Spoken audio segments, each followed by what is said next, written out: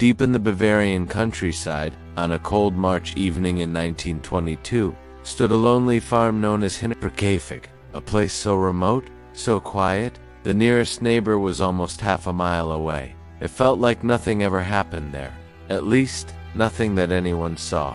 But inside that house, for months, someone might have been watching, listening, sleeping in the hidden corners of the attic, waiting.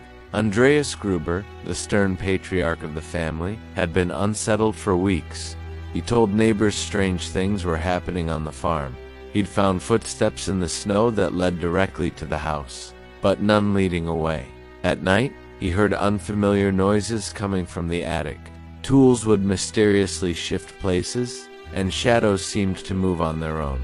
Then one morning, he found a newspaper from Munich lying outside his door. The strange thing was, no one in his family subscribed to it.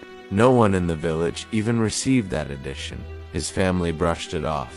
The next day, the house keys disappeared. Not misplaced, vanished. Andreas searched everywhere. But again, the family shrugged it off. But something or someone had already entered their lives.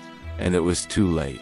On March 31st, 1922, the family's new maid, Maria Baumgartner, arrived at the farm. It was her first day, her first night. She had no idea about the fear the family had been living with. As evening fell, the farm grew quiet. The animals were fed, the lights went out, and the family settled in for the night. And that's when the killer made their move.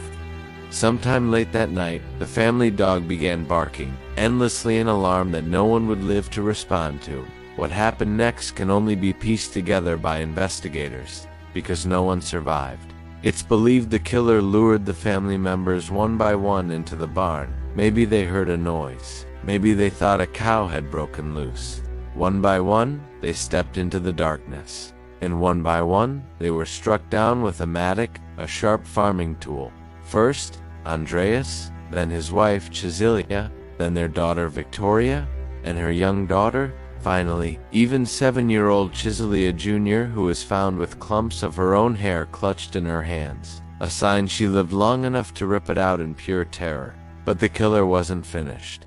Inside the house, little 2-year-old Joseph was murdered in his cot. Maria, the new maid, was killed in her room on her first and last night at the farm. 6 victims, 1 killer, and he didn't leave. This is the part that still chills investigators a century later. After murdering the entire family, the killer stayed at the farm for days. Neighbors reported seeing smoke rising from the chimney. The farm animals were fed and cared for. The dog was let out and tied back up. Someone had even eaten freshly cooked meals in the kitchen. For 4 long days, someone lived in that house, peacefully, with 6 bodies lying just feet away.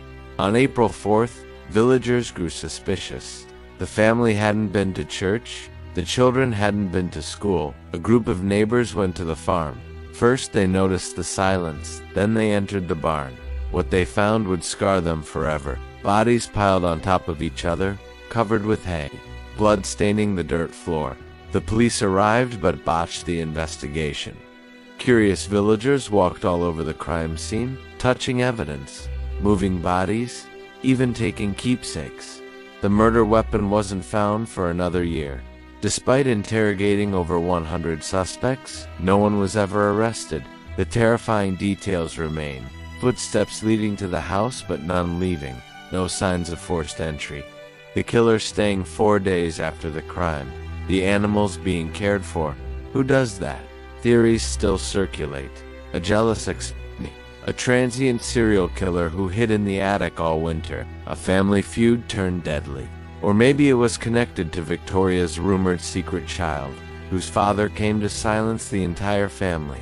But the most terrifying theory is that someone had been living in the walls, hiding in the farm for weeks, watching them, waiting for the perfect moment.